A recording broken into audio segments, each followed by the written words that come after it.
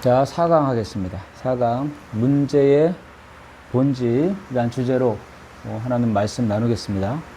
자, 우리 나누었던 것처럼 성경의 복음은 딱 하나다라고 하는 거죠. 그리고 성경의 기록 목적도 하나인데 그것은 바로 예수가 그리스도다라는 것이죠. 그래서 구약은 오실 메시아고 신약은 오신 메시아와 다시 오실 메시아에 대해서 가득 찬 내용이죠. 자, 그럼 왜 그리스도가 필요한가? 그게 중요한데 그만큼 인간의 문제가 그리스도가 필요한 만큼 심각하기 때문이다라는 것이죠. 그래서 너무나 심각하기 때문에 이 문제는 사실 우리 인간의 힘으로 알 수 없기 때문에 계시 차원이라고 생각해야 됩니다. 돈 문제라면 돈 주면 되고 질병 문제라면 고쳐주면 되는데 그런데 인간은 존재의 문제가 걸린 거예요. 지난 시간 알아봤던 것처럼 죄 덩어리고 그리고 죄에 친화적이고 죄를 사랑할 만큼 그만큼 완전하게 다 잃어버렸다는 것이죠. 그런데 지금 예수 그리스도 이름을 부르고 있는 우리가 정확한 진단을 하지 못하니까 헛된 처방들을 하고 있는 거예요. 그러다 보니까 인간에게 중요해 보이는 그렇게 깊어 보이는 다원주의, 인본주의, 세속주의 뭐 이런 것들이 교회 안에 버젓이 들어와서 판치고 있는 거죠. 진짜 문제를 직면한 적이 없으니까 그저 피상적으로 경제 문제다, 심리 문제다, 군사 문제다 이렇게 생각하고 그것을 고치기 위해 노력해왔던 게 역사예요. 예를 들어서 죽을 암 말기에 걸렸는데 괜찮다고 감기라고 가벼운 감기니까 약 먹으면 난다고 하면서 그렇게 처방해 주는 것과 별반 다를 바가 없었던 거죠. 만일 교회가 지금 현재 그렇다면 영혼들을 죽음으로 몰고 가고 있는 거예요. 암 진단만 잘못해도 인간의 문제를 진단하는 데 실패하면 큰일 나잖아요. 육신의 죽음의 문제가 달렸으니까. 그런데 영혼을 죽이고 영혼을 지옥으로 보내는 일이 될 수 있다는 거죠. 우리가 그런 식으로 하면. 그만큼 인간이 심각하기 때문에 하나님은 아들 예수 그리스도를 우리에게 보내주셨다라는 것을 알아보았습니다. 예수가 그리스도다 이것을 알려면 그리스도의 정확한 의미를 알아야 되죠. 그 그리스도의 의미를 알려면 인간의 문제를 정확히 짚어봐야 돼요. 근데 인간이 어떤 문제가 있는지 알려면 인간의 원래의 모습이 어떤 존재였었는지도 알아봐야 되고요. 그래서 지난 시간에 인간이 얼마나 그 복받은 존재인지 알아보았고 그리고 이 축복을 완전히 잃어버린 인간에 대해서 살펴본 것입니다. 결국 인간은 하나님의 자녀였잖아요. 영적인 존재였고 왕적인 존재였고 그 언약을 가진 정말 어마어마한 하나님의 복을 받은 존재였죠. 그런데 그 모든 것을 한꺼번에 다 잃어버렸다는 거예요. 그로 말미암아서 그것을 잃어버리자 그로 말미암아서 이 무수한 문제의 증상들이 온 세상을 채우고 있어요. 근데 그 증상들에 너무 집중하다 보면 본질을 잃어버려요. 본질적인 문제가 무엇인지 살펴볼 시간인데 먼저 그렇게 그런 본질적인 문제가 뭐냐면 하나님과 먼저 단절되었다. 첫 번째, 하나님과 단절되어서 모든 문제가 왔다라는 것이죠. 이건 단순한 문제가 아니에요. 하나님과 단절된 문제에 대해서는 무지한 경우가 굉장히 많아요. 심지어 죄, 사단에 대해서 얘기하는데 그게 무서운 거 사실이죠. 두려운 거 사실이고. 그런데 하나님과 단절됐다는 문제에 대해서는 그렇게 심각하게 생각하지 않는 것 같아요.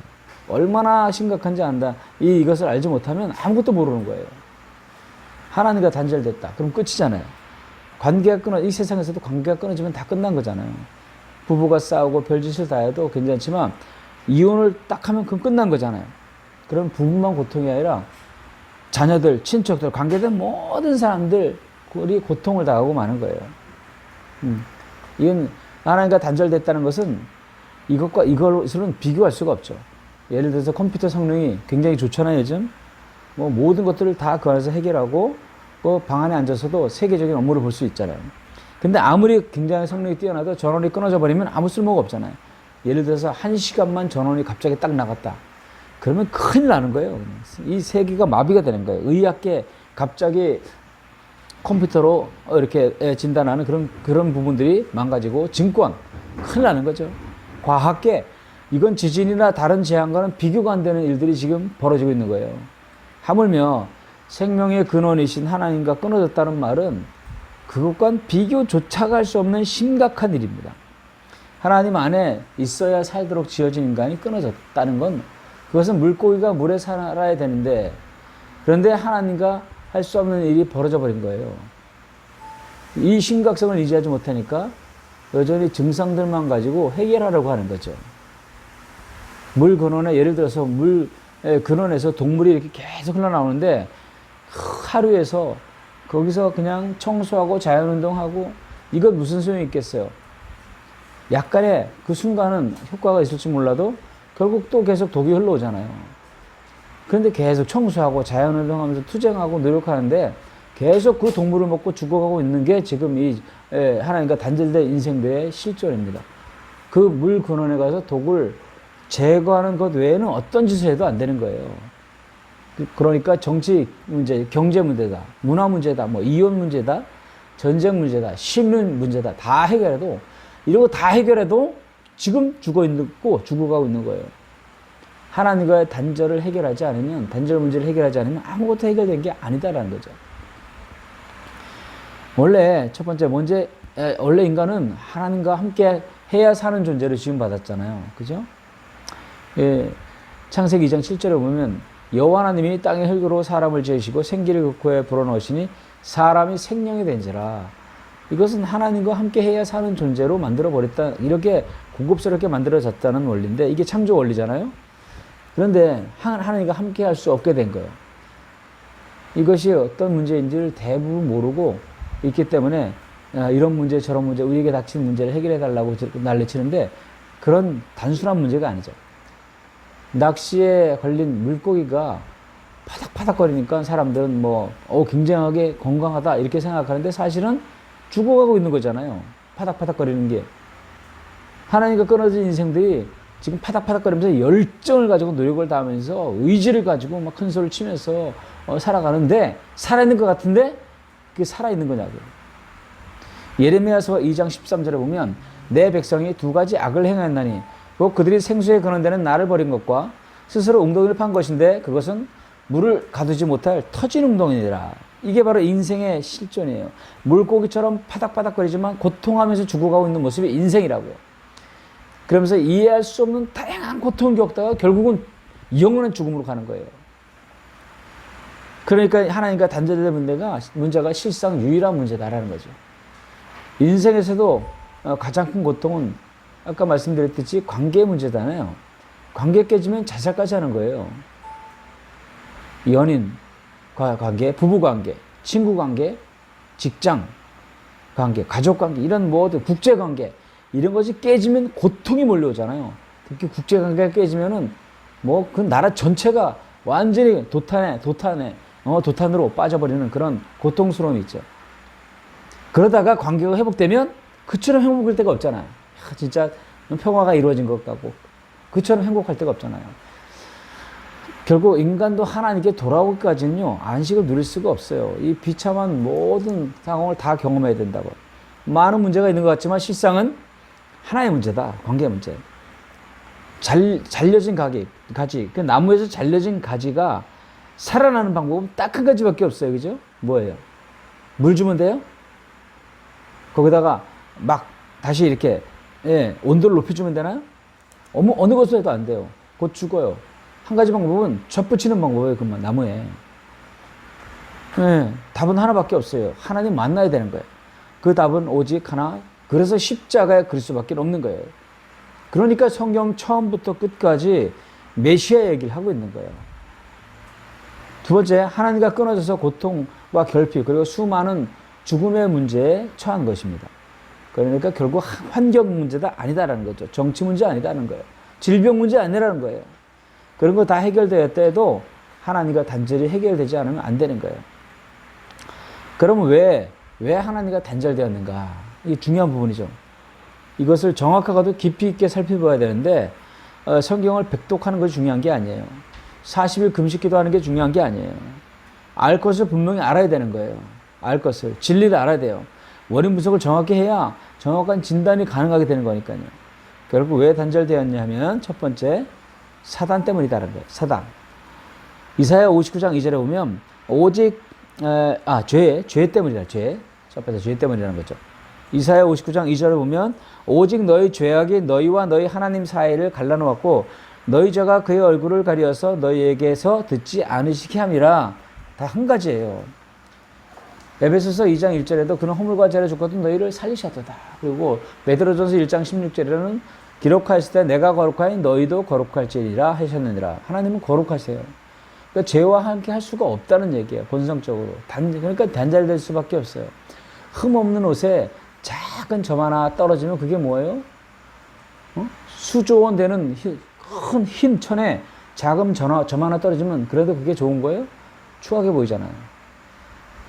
1급수에만 살 수 있는 물고기가 5급수 하수면에 넣으면 어떻게 돼요? 그러면 죽어버리잖아요. 마찬가지예요. 하나님과 죄는 함께 동거할 수가 없어요. 두 번째, 하나님은 인간에게 약속을 주셨죠. 창세기 2장 16절 17절에 보면 여호와 하나님의 그 사람에게 명하여 이르시되 동산 각종 나무의 열매는 내가 이물이 먹되 선악을 알게 하는 나무의 열매는 먹지 말라. 내가 먹는 날은 반드시 죽으리라 하시니라 라고 말했습니다. 약속을 주셨어요. 그런데 이 약속을 불순종해서 언약을 불순종해서 죄가 온 거예요. 결국 언약을 어긴 것이 죄다라는 거죠. 창세기 3장 6절에 보면 여자가 그 나무를 본즉 먹음직도 하고 보암직도 하고 지혜롭게 할 만큼 탐스럽기도 한 나무인지라. 그 열매를 따먹고 자기와 함께 있는 남편에게도 주며 그도 먹은지라. 정말 여기 죄의 정의가 많이 있어요. 그죠? 그렇지만 도둑질, 살인, 강간, 성경에서 이런 것들을 본질적으로 죄라 그러지 않아요. 그러나 성경에서 말하는 죄의 정의는 바로 불순종이에요. 약속을 어기고 불순종한 것이 죄인 거예요. 그 죄를 보니까 먹음직도 하고 보암직도 하고 그러니까 죄를 사랑하는 존재가 된 거예요. 선악과는 먹었냐 안 먹었냐 이걸 가지고 논할 필요가 없어요. 그냥 말써 그건 중요하지 않아요. 먹었다는 의미가 무엇인가 이게 중요한 거예요. 그러니까 불순종이 얼마나 큰 일인지를 알아야 되는 거예요. 불순종이라는 말은 그 안에 있는 내용을 보면 왕에 대한 반역이잖아요. 왕 비키라는 이 말이에요. 단순히 땡깡 부리는 게 아니에요. 나 하기 싫어 이게 아니라 왕을 바꾸겠다는 무서운 반역성이 그 안에 있는 거예요. 사탄의 말을 듣고 자기의 정욕대로 한 결과가 불순종으로 나타났는데 그러니까 사탄의 말을 듣자 그게 먹음직도 하고 보암직도 하는 거예요. 사탄의 말을 들으면 안 돼. 그러니까. 그 죄가 그렇다는 거예요. 우리가 죄의 춘화적인 존재라고 그랬잖아요. 먹음직도 하고 보암직. 죄를 보면 막 싫어야 되는데 너무 먹음직하고 보암직도 하는 거예요. 죄가 예를 들어서 보기만 해도 역겨웠다면 절대 안 먹었을 거예요. 그죠? 결국 보이지 않는 사탄을 따르면서 그것이 자아축으로 드러나는 것이에요. 이것이 바로 선악과 따먹은 불순종 속에 숨겨져 있는 무서운 음모라는 거예요. 로마서 5장 19절을 그래서 보면 한 사람이 순종하지 아니함으로 많은 사람이 죄인 된 것 같이 한 사람이 순종하심으로 많은 사람이 의인이 되리라. 한 사람이 순종치 아니함으로 그러니까 불순종이 죄인 거예요. 이 불순종으로 말미암은 대가는 뭘까요? 로마서 5장 12절에 보면 그러므로 한 사람으로 말미암아 죄가 세상에 들어오고 죄로 말미암아 사망이 들어왔나니 이와 같이 모든 사람이 죄를 지었으므로 사망이 모든 사람에게 왕노릇하였느니라. 모든 사람이 사망에 이르렀다는 거예요. 사망이 왕노릇하는 거예요. 그러니까 혼자 망한 게 아니에요. 모든 사람, 그와 관계된 모든 것이 망해버린 거예요. 이게 대표의 원리라 그러죠. 고린도전서에서는 이렇게 기록하고 있습니다. 고린도전서 15장 22절에 아담 안에서 모든 사람이 죽은 것 같이 그리스도 안에서 모든 사람이 삶을 얻으리라. 아담 안에서 모든 사람이 죽은 거예요. 그걸 우리에게 죄가 전가되었다고 말하죠. 이것이 인간의 상태라는 거예요. 그 말의 정확한 의미가 뭘까? 한마디로 요약해주고 있는데 로마서 3장 23절에는 모든 사람이 죄를 범하였음에 하나님의 영광을 이루지 못하더니 라고 말하고 있습니다. 죄가 바로 하나님과 영광을 끊어버린 거예요. 하나님의 영광을 이룰 수 없게 만든 거예요. 하나님의 영광 안에 살았었는데 이것이 바로 인간의 실존이라는 겁니다. 이거 이렇게 심각하다는 거예요. 하나님 없이 잘 살고 있는데 그런 문제가 아니라는 거예요. 전원이 끊어졌을 때는 어떤 것도 누릴 수 없는 게 없게 돼서 고무리게 되잖아요. 핸드폰 같은 경우. 근데 그보다 무서운 것은 인간은 인격이고 숨쉬고 움직여요. 그런데 불순종 가운데 있는 거야. 이게 훨씬 심각한 거예요. 죄 때문에. 바로 죄는 불순종이다라는 거죠. 그게 단순한 일이 아니라는 것을 우리가 알았습니다. 하나님과 원수가 되어 있는 것이고요. 하나님의 심판과 진노 아래 있는 거예요. 그러니까 결국 하나님의 영광에 이를 수가 없다는 말이고 하나님의 영광 가운데 가고 싶어 하지도 않는 거예요. 인간이. 이게 저주예요. 결국 죄와 사단에게 매여 일평생을 살아가다가 차라리 그럴 존재보다는 차라리 죽어 없어지는 것이 더 나을 거예요. 그러니까 이런 참담한 상태를 대부분 모른다는 거예요. 대부분 지금 가려져 있다는 거예요. 이게 누구 짓이겠어요. 다 가려져 있어요. 이게 가려져 있으니까 그 이하는 다 말할 것도 없어요. 이 죄에 대해 사단에 대해서 가려져 있는데 그 이하 무슨 얘기해야 다 소용이 없는 거예요. 하나님이 사랑이니 뭐니 아무 의미가 없어요. 십자가니 뭐니. 그럼 왜 이런 죄를 범하게 되었는지 던져보아야 되잖아요. 더 깊이 한번 보겠습니다. 왜 그럴까? 왜 이런 죄를 범하게 됐을까? 그것은 바로 사탄 때문이에요. 요한 1서 3장 8절에 보면 죄를 짓는 자는 마귀에게 속하나니 마귀는 처음부터 범죄함이라. 하나님의 아들이 나타나신 것은 마귀의 일을 멸하려 하심이라. 자, 죄와 마귀가 연결되어 있죠. 죄, 곧 불순종은 결코 독립적인 것이 아니라는 거예요. 인간이 독립적으로 불순종하는 게 아니라는 거예요. 죄를 찾아 들어가 보면 반드시 사단이 도사리고 있는 거예요. 이걸 발견해야 돼요. 그러니까 도덕, 윤리 문제가 아니라는 거예요. 영적인 문제라는 거지. 이게 그래서 심각한 거예요. 이 사탄에게 있었던 정확한 속성이 뭐예요? 왕들이고 하는 이 반역성 말이에요. 그것과 정확하게 연결되어 있는 거예요. 저번에도 말씀드렸듯이 사탄에 대한 몇 가지 오류가 있는데 너무 우습게 여기는 거예요. 사탄을. 성경에 분명히 창세기부터 계시록까지 그 사탄에 대해서 마귀에 대해서 정확하게 많이 나와 있는데 신경 별로 안 써요. 십자가로 이겼다나? 왜 사탄의 존재를 모르는데 어떻게 이겨요? 사단의 그 무한한 광대의 힘이 얼마나 잘했는지 모르는데 어떻게 십자가의 승리를 외칠 수 있냐고요. 또한 한편으로는 모든 귀신짓이라고 물어붙인 거예요. 감기 걸려도 귀신짓이다. 뭐 가다가 넘어져도 귀신짓이다. 내가 죄를 져놓고도 귀신 때문에 그랬다. 아니요, 그렇지 않습니다. 우리가 사탄에게 매여 있는 건 사실이지만 우리 죄악을 사단 핑계로 돌릴 수는 없게 하였어요. 주님이.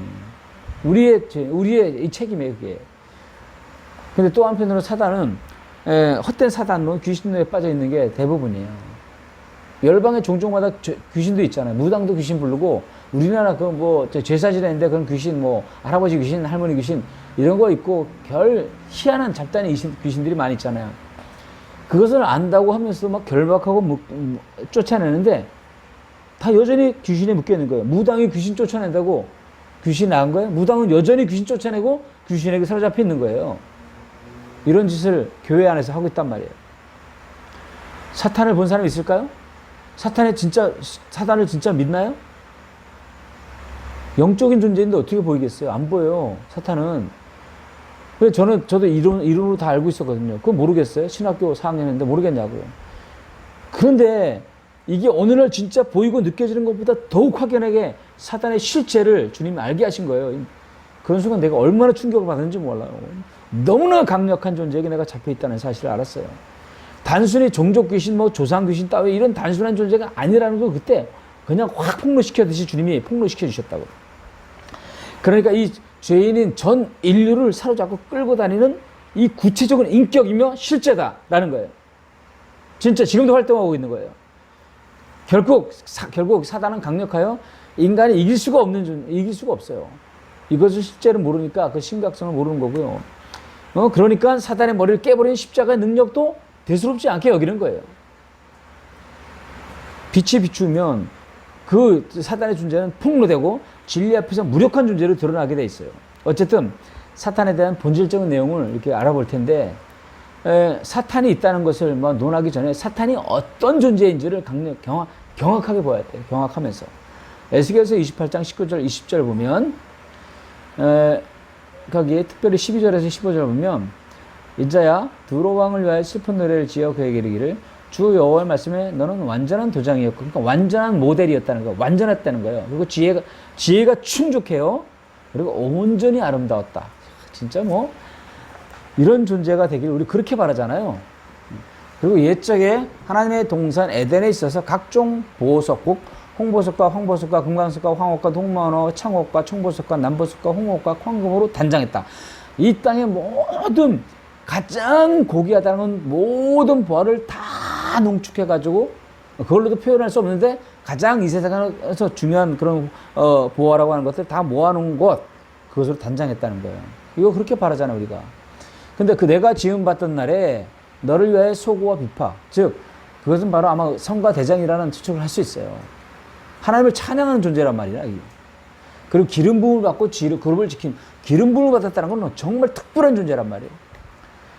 하나님의 성산에 있어서 왔다 갔다 그랬다. 하나님의 성산, 거기서 하나님이 곁에서 막 시중도 그 영광 가운데 있었다는 거예요. 근데 그렇게 완전하더니 마침내 불의가 드러났다라고 말하고 있어요. 자, 근데 불의가 뭐냐? 이사야서에 보면 나와 있습니다. 이사야 14장 12절에서 15절에 보면 너 아침의 아들 계명성이여 어찌 그리 하늘에서 떨어졌으며 너 열국을 엎은 자여 어찌 그리 땅에 찍혔는고 내가 내 마음에 이르기를 내가 하늘에 올라 하나님의 뭇별 위에 내 자리를 높이리라 내가 북극 지폐 산 위에 앉으리라 가장 높은 구름에 올라 지극히 높은 이와 같아지리라 하는도다. 그러나 이제 내가 수월 곧 구덩이 맨 밑에 떨어짐을 당하리로다. 자, 그 불의의 핵심이 뭐예요? 나와 있죠. 불의의 핵심. 불의가 드러났는데 불의가 뭐냐? 이 교만해져 가지고 하나님과 대적하고자 하는 거예요. 즉 자신이 왕되고 하나님을 밀어내고 자신이 왕되고자 하는 거예요. 이걸 고스란히 인간에게 정확하게 넣어준 거예요. 계시록 12장 1절에서 9절 보면 특별히 9절 보면 큰 용이 내어 쫓기니 예뱀 곧 마귀라고도 하고 사탄이라고도 하며 온 천하를 꾀하는 자라 그가 땅으로 내어 쫓기니 그의 사자들도 그와 함께 내어 쫓기니라. 여기 중요한 구절이 있는데 자 그 죄로 말미암아 하나님같이 되어버리려고 하는 그 범죄로 말미암아 전쟁이 있었는데 결국 패배하죠. 하늘에서. 근데 그만 쫓겨난 게 아니라 그를 따르던 즉 여기 보면 별 3분의 1이 떨어졌다는 그런 말이 성경에 나오는데 아마 이 많은 신학자들은 천사들 중에 3분의 1이 같이 타락했다라고 말하고 있습니다.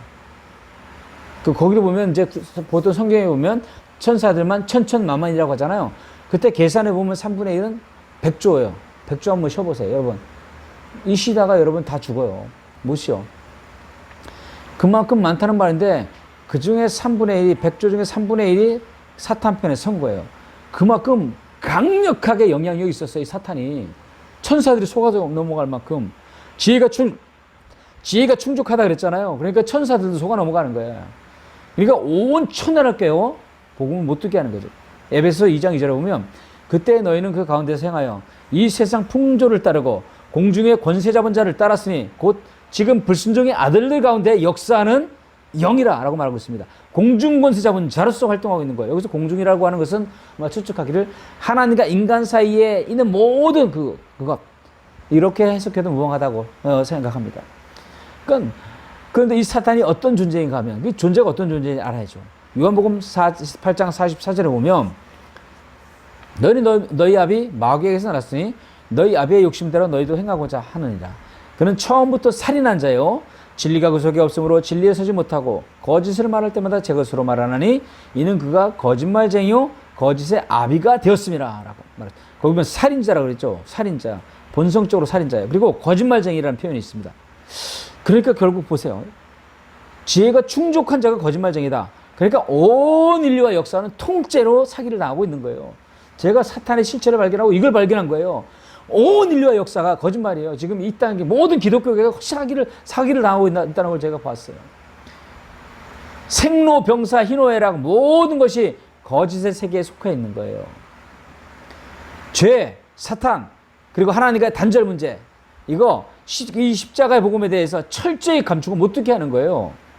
대신 이런 죄에 대해 사탄에 대해 하나님과 단절된 문제에 대해서 못 듣게 하는 대신 뭘 듣게 하냐? 수많은 사상과 이즘, 철학, 학문, 인본주의 사상들 거기서 아름답다고 하는 인간의 구미에 맞는 그 주제들을 집중하게 만드는 거예요.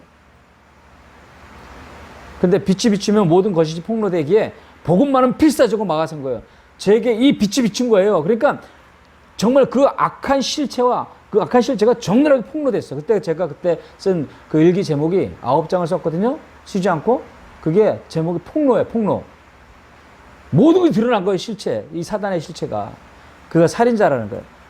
요한일서 5장 19절에 보면 또 아는 것은 우리는 하나님께 속하고 온 세상은 악한 자 안에 처한 것이다. 거기다 악하대요. 살인자에다가 거짓말쟁이에다 악하대요. 사탄이라는 말 속에는 이간자, 반역자라는 뜻이 있어요. 이간한다. 이간질하는 거예요. 인간에게도 이간질 잘하는 사람이 특별히 있죠. 그거 사단이 있다는 증거예요. 수많은 사상과 철학, 신학들, 교리를 교파로 분열된 것은 그냥 그러는 게 아니에요. 다 좋은 뜻으로 그렇게 했겠지만 그냥 그런 게 아니라고요. 인간이 단순히 심리학 문제나 환경 문제를 가진 것이 아니라는 것을 거듭 알아야 돼요. 우리는 심리학이나 환경 문제를 자꾸 가지고 거론하는데 이거 속임이에요. 영적인 문제예요. 죄와 연결된 사탄의 문제를 해결하기 전에는 하나님과 관계가 없어요. 그걸 해결하시려고 이 메시아가 오신 거예요. 요한복음 12장 32절에도 이 세상에 대한 심판이 이르렀으니 이 세상의 임금이 이 세상 임금이에요. 권세자란 말이죠. 임금이라는 건 권세자란 말이에요. 어마어마한 일이죠. 요한복음 16장 11절에도 마찬가지 심판에 대하여라면 이 세상 임금이 심판을 받았습니다. 이 세상 임금이에요. 권세를 잡은 거죠. 고린도후서 4장 4절에 그중에 이 세상 신이라고 말하고 있습니다. 이 세상의 신이라는 표현이요. 신적 존재. 단순하게 이 땅에 강력한 파워풀한 왕 정도가 아니라는 거예요. 그는 목적이 뭐냐면 요한복음 10장 10절에 도둑이 오는 것은 도둑질하고 죽이고 멸망시키려는 것 뿐이다 라고 말하고 있습니다. 뭘 도둑질할까요? 도대체 뭘 죽인다는 거예요? 그가 우리를 죽였어? 우리 걸 도둑질한가? 뭘 도둑질한 거예요? 복음을 못 듣게 하는 거예요. 그게 복음을 못 듣게 복음을 도둑질해 가리게 가면 그가 사망에 이르기 때문에 그래요. 역사 내내 그 짓을 한 거예요. 교회를 무너뜨리는 유일한 방법은 복음을 뺏어 버리는 거니까 이게 얼마나 우리가 사단의 무서운지 지금 보았어요. 자, 사단은 느껴지나요? 안 느껴지죠? 보이나요? 안 보이죠? 이것만 해도 무서운 거예요. 근데 너무 악해, 안 보이는 존재가. 안 보이는 존재인데 느껴지지 않는데 큰 권세를 가서 왕적인 권세.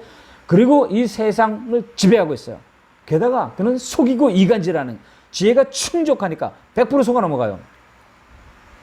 자, 이런 존재가 인간을 사로잡고 있어요. 특히 이 세상은 전부 사단에게 사로잡혀 있기에 그냥 질질질 끌려가고 있기 때문에 별 신경을 안 써요. 그렇지만 교회를 향해서 눈을 떼지 않고 공격을 한단 말입니다. 교회를 향하여. 성경 구석구석 마귀를 대적하고 깨으시라 거듭 경고하는 거예요. 그래서 에베소서 6장 10절에서부터 20절에 보면 그런 내용이 나와요. 11절에서 13절 보면 마귀의 관계를 능히 대적하기 위하여 하나님의 전신갑주를 입으라. 우리의 신은 혈과 위기를 상대하는 것이 아니요 통치자들과 권세들과 이 어둠의 세상 주관자들과 하늘에 있는 악의 영들을 상대함이라. 그러므로 하나님의 전신갑주를 취하라. 이는 악한 날에 너희가 능히 대적하고 모든 일을 행한 후에 서기 위함이라. 통치자들, 정부, 권세자들 뒤에서 역사하며 교회를 공격하고 있는 거예요. 그럼 우리 믿는다고, 우리가 예수님이 우리와 함께 계시다고 하는 이것 때문에 그가 실망하고 갈까요? 아니요. 전신갑주의 내용이 뭔지 잘 보세요. 전신갑주의 내용이 뭔지. 복음으로 무장하다는 건 복음으로. 그것만이 이 끝날 때까지 승리하고 굳게 서는 유일한 비결이기 때문에 그래요. 사탄은 다 줘요. 그리고 복음만 빼앗어요. 여기에 혈안이 돼. 그럼 복음만 빼앗으면 그 소유는 자기 거니까. 그러니까 더 희한한 건, 더 무서운 건 뭐냐면, 이 보기만 해도 사탄이 악마처럼 생겼으면 누가 그 악마인지 모르겠어요. 근데 그렇지 않단 말이에요. 고린도전서 11장 14절에 보면 이것은 이상한 일이 아니라 사탄도 자기를 광명의 천사로 과장하나. 이게 문제예요. 보이지 않고 느껴지지 않는 자가 광명의 천사로 과장한다. 뿔 달려가지고 막 죽이는 모습을 하면 사단의 존재를 금방 알겠는데 교회 와서 누가 그래요? 세상에 그런 모습 보이죠. 근데 교회 와서 다 선하는데 어떻게 사단이 있어요? 그러니까 안 속아 넘어갈 수가 없어요. 다 속아 넘어간다. 특별히 가장 선하고 경건한 모습으로 나타난단 말이에요. 보기에도 사탄처럼 보이면 누가 속아 넘어가겠어요? 그러니까 거기다 좀 말 잘하는 사람, 뭐 이렇게 또 신비한 것을 봤다고 하는 사람, 이런 사람에게 말 좀 넣어주고 설득력을 넣어주면 사람들이 그게 말 한마디 하면 다 속아 넘어간다. 그러니까 거짓 선지자로, 예언자로, 거짓 그리스도로 가장하는 거예요. 이 땅의 교회는 지금 안전할까요? 거짓의 아비가 강단을 차지하고 있다고 생각하지 않냐고요. 하와가 그냥 속은 게 아니에요. 하와가 똑똑한, 하와 지혜가 충족했어요. 그냥 속은 게 아니라고요. 천사들, 바보가 아니에요. 3분의 1이 그냥 그를 따르는 게 아니에요. 광명의 천사로 가장 선한 모습으로, 가장 거룩한 모습으로 하나님과 비교, 하나님보다 거룩하게 되겠다. 이런 의지가 있는 거예요, 사단에게. 그러니까 교회는 정확히 그의 타겟이 되는 거예요. 교회가 율법주의요, 다원주의, 세속주의, 명목주의가 된 게 그냥 된 게 아니라는 거예요. 그냥 사회 문제가 아니라, 경제 문제가 아니라, 전쟁 때문에 그런 게 아니라 그냥 그런 문제가 아니라는 거예요. 이 땅의 사회가 타락해서 그렇다? 아니에요. 인터넷이 발전되어서 그렇다? 결코 아니에요. 사탄이 계속 불공격을 하고 있는 거예요. 베드로전서 5장 7절에서 8절을 보면 너희 염려를 다 주께 맡기라. 이는 그가 너희를 돌보심이라. 근신하라 깨어라. 너희 대적 마귀가 우는 사자같이 두루다니며 삼킬 자를 찾나니. 여러분 이런 말 있잖아요. 깡패 하나에게 찍혀도 평생 꼬인다. 그렇잖아요. 제 친구라는 영화를 본 적이 있는데 그 친구에서 두 파에서 깡패들이 패싸움이 붙었는데 한 애가 자기 이런 말 하더라고. 난 한 놈만 팬다. 한 놈만 패는 거. 하나 딱 찍고선 걔만 쫓아가는 거예요. 주변에서 막 때리던 다른 애들이 막 걔 뭐 찌르건 팔로 찌르건 주먹을 치건 걔네들은 상관도 안 해. 차나 말아. 난 저놈만 죽인다. 그러니까 그 다 상대방에서 걔를 제일 무서웠다고. 저놈한테 걸리면 죽는다 이거야. 사탄이 우는 사자처럼 삼킬 자를 찾는데 바로 우리를 찾는단 말이에요. 성도의 약한 것을 정확히 알고 끝까지 추적한단 말이에요. 우리가 복음을 알았다고 끝나는 게 아니란 말이에요. 그러면 끝장인가요? 이 사단에 걸리면. 그런데 이 사단이 궁극적으로 하는 일이 뭔가? 고린도후서 4장 4절에 그중에 이 세상 신이 믿지 않은 자들의 마음을 혼미하게 하여 그리스도의 영광의 복음의 광채가 비치지 못하게 함이니 그리스도는 하나님의 형상이니라. 정확해요. 저걸 정확히 알아야 이기잖아요. 이 사단은 이 거룩한 주님의 교회를 정확히 안다고요. 목적은 분명해요. 그리스도의 복음의 광채가 비치지 못하게 하는 거예요. 그래서 엉뚱한 일에 일생 바치게 하는 거예요. 열심히 모자란 게 아니니까 지금 이 땅의 교회가 열심과 의지가 모자란 게 아니에요. 그 열심과 의지를 가지고 일생 헛된 것에 바치게 만드는 거예요. 율법주의다, 신비주의다, 그리고 수많은 귀적주의다, 방종주의. 이게 다 나쁘다는 것이 아니라 여기에 현혹되게 만들어서 복음을 멀리하게 만들고 여기에 집중하게 만든다는 거죠. 이것은 불신자에게 말한 게 아니에요. 저에게 하는 말이 아니라고. 교회 믿는다는 교회에게 주는 말씀이에요. 단순히 병 주고 환경 나쁘게 하는 것 따위에 단순한 짓을 하는 게 아니에요. 전쟁 시에 정확한 목표 음모를 정해놓고 타격을 하잖아요. 예를 들어서 북한이 우리나라를 타격할 때 항상 걔네들은 정확한 목표 음모가 있어요. 예를 들어서 중요한 다리, 방송국, 신문, 그리고 무기고, 그리고 전기 발전소 정확히 정해놓고요. 딱 전쟁이 벌어지면 그대로 거기부터 쏜단 말이에요. 사탄도 마찬가지예요. 신학교, 교회, 선교단체 집중적으로 포격하는 거예요. 특별히 그들을 완전히 사로잡아가지고 다른 복음을 전하게 하는 거죠. 복음을 못 듣게 하는 거예요. 들어도 잘못 듣게 하는 거예요. 또 그래서 다른 복음을 듣게 만드는 거예요. 사탄이 불교 무슬림에게 그랬어요. 그들은 어차피 가만 놔둬도 다른 복음이야. 헛복음이야. 교회 안에서 그 짓을 하는 교회 안에서 사탄이 교회 안에 있단 말이에요. 가룟 유다가 그 공동체 안에 있었듯이 교회가 초점을 이렇게 만드는 거예요. 수많은 아주 세상에서 가장 진지한 일, 정직한 일, 그래서 사람들이 보기에 와, 저 일을 하는 거 보면 굉장히 훌륭해. 이런 것들로 가득 뛰어들게 만드는 거기에 때로는 박해도 하기도 하죠. 외적인 것으로. 그러지만 때로는 관용으로, 친절로 별짓을 다 하지만 목적이 분명해요. 복음 모르게 해서 죽이고 멸망시키려고. 생각해 보세요. 이 사탄이 어떤 존재인지. 애굽에서 하나님 열재앙으로 바로를 쳤어요. 그 바로 다 항복했는 줄 알았는데 여전히 6월절을 통과해서 가는데 홍해 앞에 있는데 홍해 앞에서 막혔는데 그 홍해까지 따라오는 거예요. 홍해 갈라진 것 보고 죽는 줄 알면서 따라오는 거예요. 그러니까 사탄은 자기가 죽을 운명인 줄 알면서 따라오는 거예요. 지옥 갈 거 알면서 따라온다고요. 사탄은 결코 어설프지 않아요. 목적을 위해서 철저히 계획하고 전략적이고 치밀하게 접근한단 말이에요. 오직 그리스도의 빛이 비추지 못하게 하는 거예요. 세상은 그 악한 자 안에 처해 있기 때문에 그냥 사탄의 밥이에요. 복음만 모르면 자기 소유이기 때문에 복음만 모르게 하면 돼요. 그래서 복음을 전도하는 자는 항상 사탄의 집중 공격 대상이 되는 거예요. 교단에서 축출되기도 해요. 그러니까 영향력을 주고 많은 사람이 따르기도 한 다음에 그런 사람을 메시지를 흐리게 만드는 거예요. 그럼 끝인 거예요. 사탄은 복음을 빼앗고 모든 것을 다 주는 거예요. 수많은 사람 모은 게 대수가 아니에요. 많은 사람 모으게 한 다음에 거기다 그냥 거짓 메시지 하나 던지면 그 영향력이 그만큼 크게 되는 거예요. 생각해 보세요. 이 사탄은 강하다 그랬어. 그리고 잔인하다 그랬어. 그 지혜가 충족하다 그랬어. 그리고 광명의 천사래요. 그런데 거기에 이 우는 사자처럼 교회를 공격한대요. 신학교와 선교단체, 지역교회는 그 공격 앞에 이미 초토화되어 버렸어요. 초토화되어 버렸어요. 자유주의니 다원주의니 다 그에 물들어가고 있어요. 인본주의니 한마디로 사탄에게 찍혀버릴 거예요. 교회가. 특히 강단을 점령하여 거짓 복음, 다른 복음, 틀린 복음을 쏟아내게 만들어요. 근데 거기에 머무는 사람은 뭐냔 말이에요. 그런 결과가 지금의 유럽, 미국, 한국의 교회라고 해도 무리가 없습니다. 이 사단에 대한 내용은 신학도 아니고 신화도 아니에요. 모든 인생의 문제고요. 지금 실제 이야기고, 지금 이것이 교회의 현실이고, 실제이며 생생한 역사다라는 거예요. 복음을 들었다. 내가 복음을 안다. 우리가 복음적 교회라. 그래도 안전하다고요? 그래서 실망해서 물러날까요? 더 공격한단 말이에요.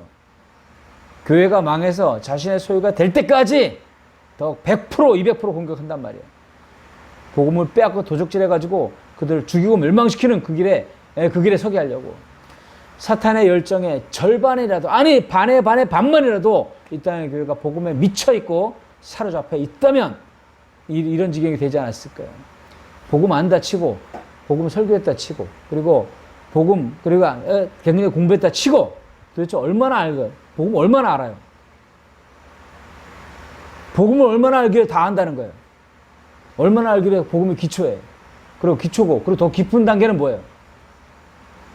복음의 거장인 사도 바울도 멈추지 않고 달렸어요. 빌립보서 3장 10절에서 12절을 보면 내가 부활의 권능과 그리스도와 그 부활의 권능을 알기를 원한다. 그 고난에 참여하기를 원한다. 죽은 자 가운데서 부활에 이르게 하기를 원한다. 내가 이미 얻었담도 아니요 이뤘담도 아니야. 난 끝까지 달려가. 표대를 향하여. 근데 사도 바울, 복음의 거장은 사도 바울이 이랬는데 지금 요즘 무슨 얼마나 했다고, 신학교 나와서 목회 좀 했다고, 복음 한다고, 복음 얘기하면 기분 나쁘다. 기초라고. 그리고 이 복음 듣는 사람 중에 교회에는 복음 모르는 사람이 누가 있어요, 솔직히. 근데 진짜 복음을 아는 사람은 사도 바울께 고백한다고요. 진짜. 자, 그럼 다시 인간의 본질적인 문제를 다시 한번 보겠습니다. 먼저 사탄으로부터 문제가 왔어요. 그죠?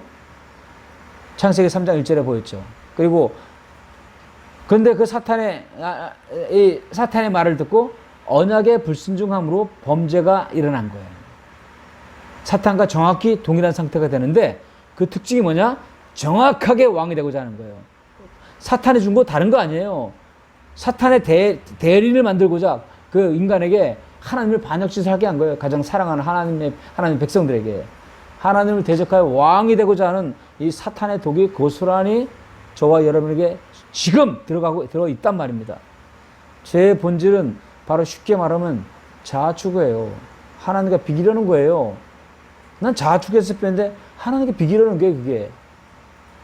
그 결과 어떻게 되냐? 하나님과 단절된 문제가 벌어진 거예요. 창세기 23장 23절에 여호와 하나님이 에덴 동산에 그를 내보내며 그의 근원이 된 땅을 갈게 하시니 에덴 동산에서 쫓겨났어. 추방됐어. 죽음이죠. 떨어진 거죠. 에베소서 2장에서 명확하게 총정리를 하고 있는데요. 에베소서 2장 1절에서 3절을 보면 지금까지 제가 말씀드렸던 그것이 정확히 나와 있어요. 그는 허물과 죄를 죽어도 너희를 살리셨도다.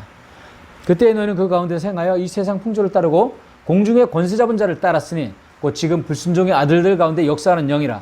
전에는 우리도 다 그 가운데서 우리 육체의 욕심을 따라 지내며 육체와 마음에 원하는 것을 하여 다른 이들과 같이 본질상 진노의 자식짓을 하였다라고 말하고 있습니다. 정확한 상태예요.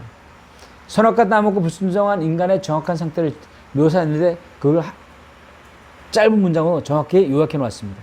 사탄의 말을 듣고 불순종한 인간은 죄와 허물로 죽어있는 상태죠. 1절에 보면. 근데 그게 독립적인 인간이 스스로 지가 혼자 그랬냐? 아니, 불순종의 아들들 가운데 역사는 영, 즉 공중의 권세 잡을 자를 따른 거예요. 혼자 그렇게 죄를 범한 줄 알았더니 뒤에 보니까 사탄이 있었던 거예요. 결국 뭐냐? 사탄의 말을 들었으니 사탄을 숭배하고 있었던 거예요. 여기까지 보이지 않으니까 에이 뭐 진짜 우리가 그래 뭐 사탄이 어디 있어 이럴 수도 있고 그냥 막연하게 들리는 거예요. 그런데 이 사탄 숭배의 모습이 정확하게 우리 인생 가운데 나타나는데 그것을 보면 인간이 사탄 숭배하고 있구나 그걸 볼 수 있어요. 단순히 사탄 숭배자, 우리 사탄 숭배자 해가지고 거기에 교리 만든 그 사람들만이 아니라 전 인류가 그렇단 말이에요. 그것이 우리의 현실적 삶에서 어떻게 나타나는가? 3절이 기록하고 있어요. 3절. 육체의 욕심을 따라 지낸다 말하고 있어요. 그리고 육체의 마음에 원하는 것을 항상 한다 그랬습니다. 그 의미는 뭐냐? 항상 하나님을 진노케 하는 자식짓을 하는 거예요. 즉 육체의 욕심을 따라 지내며 육체의 마음에 원하는 것을 하는 이것을 보면 내가 사단에 숭배하고 있구나 이걸 알면 돼요. 그냥 연결되어 있는 거예요. 독립적이 아니에요. 내가 이건 뭐 도덕적인지 비도덕적인지 이걸 말하는 게 아니에요. 세상에서 정의로운지 정의롭지 않은지 이걸 말하는 것도 아니에요. 뭐 먹을 게 있느니 없느니 이것도 중요하지 않아요. 내가 사업에 실패하느니 마느니 이것도 하나도 안 중요해. 불교를 믿느니 이슬람을 믿느니 뭐 성자가 되느니 이런 도덕적인 측면도 아무것도 중요하지 않아요. 그 모든 것이 정확히 뭐냐? 한마디로 말하면 육체에 원하는 것이신 자축을 하는 거다. 인생 총망라하면 뭐냐? 그러면 자축을 딱 표현한 인생, 그걸 총망라한 말씀, 그것은 바로 육신의 정욕, 안목의 정욕, 이생의 자랑으로서 요약하면 나를 위해서요. 바로 사탄에게 사로잡힌 인생의 정확한 상태라는 거죠. 그것이 바로 죄의 본질이며 하마르티아예요. 이런 성향이 우리가 육신을 가지고 있기 때문에 교회 안에 다니면서 이런 성향이 가득하단 말이에요. 자아추구는 영적으로 보면요, 사탄 숭배라는 무서운 짓인 거예요. 그 결과 하나님과 단절이 필연적인 거예요. 죄, 사탄, 하나님과 단절은 연결되어 있는 거예요. 그러니까 함께 가는 거예요. 이것이 전부예요. 하나님과 단절되었기 때문에 사탄과 죄의 증상들이 온 역사와 지구를 덮고 있는 거예요. 지금 끝없이 노동하죠. 두려움에 사로잡혀 있죠. 원망하고 증오하죠. 온갖 고통과 슬픔이 결코 멈추지 않아요. 이 종말이 올 때까지. 생각해 보세요. 가만히 생각해 보시라고. 얼마나 모순이 많아요. 우리 살아온 역사와 인생이, 내 개인적 인생도 솔직히 말하지, 여러분도 그렇잖아요. 잘 살아보려고 했잖아요. 좋은 세상 만들려고 노력 안 한 것이 아니잖아요. 역사도 그렇고 정의를 외치고 정의를 위해서 목숨도 버리며 사랑과 인내를 외치면서 정말 도덕적으로 잘 살아보자. 도덕교육 엄청 받았죠. 어릴 때서부터. 그러니까 또 나아가 얼마나 정치를 개혁하라고 했어. 이 땅에 좀 이런 정말 이런 사람 못 살게 하는 이런 정치 바꿔버리고 얼마나 노력하며 했으며 인류를 위해 투쟁을 얼마나 했냐고요. 그리고 그것도 안 되니까 나중엔 종교를 만들어가지고 종교를 통해서 문제를 해결해 보려고 지금껏 투쟁하고 있잖아요. 좋게 해보려고. 심지어 여러분 보세요. 살인자들도 자기 자식은 야 착하게 살아 이렇게 말한대요. 얼마나 이렇게 노력해왔는지. 그 결과 좀 상황이 변한 것 같아요. 역사는 진보한 것 같죠? 학교도 많이 세워주고 경제 성장도 좀 이루었어요. 그런데 좀 모순을 보세요. 한쪽에서는 여전히 굶어 죽고 한쪽에서는 배불러 죽고 있어요. 그리고 전쟁의 역사 가운데 쉰 적이 없어. 이혼은 끊임없이 늘어가고요. 도덕 지수는 땅바닥에 떨어지고 있고 세상은 저 각박해지고 황폐화되어 가고 있어요. 자식이 부모 때리고 부모가 자식 버리고 뭐 예산 일이에요. 그냥 도대체 왜 그런지 물어봐야지. 왜 이런 모습이 있나? 왜 노력하는데 안 되나? 존재의 문제예요. 영적인 문제예요. 사탄이 개입되어 있는, 그래서 죄인이 되어버린 무서운 문제예요. 그리고 그래서 하나님과 단절되어 떨어져 살아있는 것 같으나 이미 그 생명에서 떨어진 자, 그들이 왕되고자 하는 인생들의 문제였단 말이에요. 그런데 그런 비참한 인생에게 이것 주고 저것 주고 상황 고치고 돈 좀 벌게 해주고 이런 것들 그 예배당에서 저 불교 중들이나 하는 중들도 하지 않는 그 싸구려 것들 가지고 거기서 외치고 그 짓을 하고 있단 말입니까? 죄인들에게는 에덴을 줘도 안 된다 그랬잖아요. 에덴에서도 두려워한다 그랬잖아. 그럼 근본적인 문제를 해결해 줘야지. 교회에서까지 그런 일을 비참한 세상 사는 일 거기 매달려야 되겠냐고요. 이게 다 교회에서 하는 일이 다 나쁘다는 얘기가 아니라 진지하고 중요한 일이에요. 인류 공경을 위해서 중요해. 그렇지만 사탄의 소금이었다는 거예요. 그럼 불법 미합 보호자 자수기간이라는 말 들어본 적 있나요? 불법 보호하는 건 미아를 보호하는 건 좋은데 불법으로 미아를 보호하는 거예요. 그리고 불법으로 미아를 보호하는 여자가 잡혔는데 얘기를 들어보니까 이렇게 얘기한 거예요. 자기는 놀이터 가다 보니까 어린 애가 울고 있기에 너무 불쌍해가지고 집에 데려가고 씻기고 밥 주고 장난감 사주고 놀아주고 컴퓨터도 사주고 그랬대요. 그 다음날 보내야 되는데 그냥 보낼 수가 없어서 너무 불쌍하고 그래서 또 밥 주고 또 장난감 더 사주고 더 좋은 거 사주고 그랬대요. 그럴 때 부모는 몇 번이나 실신할 만큼 깨어났다. 실신에다 깨어날 만큼 고통스러운 과정을 겪고 있었는데 그래서 뉴스를 보면서 야 오늘 보내야지 하면서 그래서 한 달을 보냈대. 그렇게 계속 뭐 사주고 그러면서. 그러니까 아이가 계속 좋아하는 것을 사주면서 놀았다는 거예요. 그게 뭐가 잘못했냐는 거예요. 교회가 지금 이 지경이 나고 난 저들에게 내 목숨을 바쳐 저들에게 원하는 걸 주고 필요한 것을 주었다. 그게 뭐가 잘못이냐 이러고 있는 거예요. 교회가. 이 땅의 교회가 그 아이에게 필요한 것은 엄마잖아요. 이 땅의 교회는 그들에게 예수 그리스도가 필요하잖아요. 예수 그리스도를 만나게 해줘야 되는데 엉뚱한 것을 주고 좋은 걸 주고 일순간 좋게 만들었지만 영원한 그 영혼 사냥꾼 짓을 한 거예요. 사실 온갖 좋은 것들로 배채워주는 것을 멈추고 아버지께로 데려가야지 이제. 아이가 부모를 잃어버렸다면 단순히 밥만 못 먹는 것이 아니에요. 다 잃어버린 거예요. 하나님을 잃어버린 건 다 잃어버린 거다. 열심히 없는 게 문제가 아니에요. 귀가 있어도 듣지 못하고 눈이 있어도 보지 못하는 거예요. 사탄이 그렇게 지금도 활동하고 있는 거예요. 어디서? 교회 안에서, 우리 공동체 안에서 복음만 못 보게 한다면 모든 걸 다 준단 말이에요. 이런 지경이 되었으니 인간은 소망이 없는 거예요. 사탄에게 사로잡혀서 죄 가운데 있고 하나님과의 단절 속에 있는 거예요. 그것은 육체의 정욕을 따라서 철저히 자아 추구하는 것으로 나타나는 거예요. 그 결과 이 세상은 수많은 고통과 문제 속에 시달리고 있어요. 대부분은 이런 본질적인 문제를 알지 못해요. 교회 다니면서도 죄 사탄하면서 아무것도 몰라. 사탄 얘기하면서 사탄에게 사로잡혀 있고 죄에 대해서 회개하면서 죄에 사로잡혀 있는 거예요. 가려진 거예요. 그리고 이거에 대해서 안다고 해도 인간에게 소망 없어요. 내가 죄인임을 아는 순간 심판만 남았다는 걸 보는 거예요. 이처럼 완전한 절망의 바닥으로 전락된 존재임을 발견하는 게 사실은 복이에요. 그래야지 십자가의 그리스도, 그 메시아가 진짜 어마어마한 분이고 이 메시아를 보는 하나님의 위대하심이 우리에게 다가오는 거예요. 이런 죄인을 구원하는데 전략? 마른 뼈를 살리는데 무슨 전략이 필요합니까? 소원성취, 값싼 위로 아무 의미가 없어요. 일부러 인간을 죄인 만들려고 아니에요. 죄인 만들려고 하는 게 죄인이란 말이에요. 인간이. 인정하는 것만이 남은 거예요. 사탄의 종이란 말이에요. 하나님과 단절돼 육신의 정욕을 따르는 엄미한 선고가 지금 선포되고 있는 거예요. 이거 죄에 대해 사탄에서 하는 거에 단절된 문제에 대해서 정말 충격적으로 인지하고 자각하지 못한다면 십자가는 그 사람과 아무런 관련이 없어요. 그러니까 계시의 차원이에요. 주님의 은혜와 긍휼이 필요해요. 이런 존재에게는 모든 문제를 해결하실 메시아가 필요한 거예요.